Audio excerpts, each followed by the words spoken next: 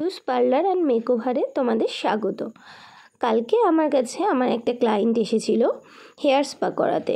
তো সেখানে তার হেয়ারটার কি পরিস্থিতি সেটা তোমরা দেখতেই পাচ্ছ ভিডিওতে। হেয়ারটা সারাটা জায়গায় পুরোটা চুল পুরো একদম জট বেঁধে একদম পরিস্থিতি খারাপ ছিল তার। তো দেখো এই হচ্ছে চুলের পরিস্থিতি, তোমাদের ভালোভাবে ভিডিওটা করে দেখিয়েছি।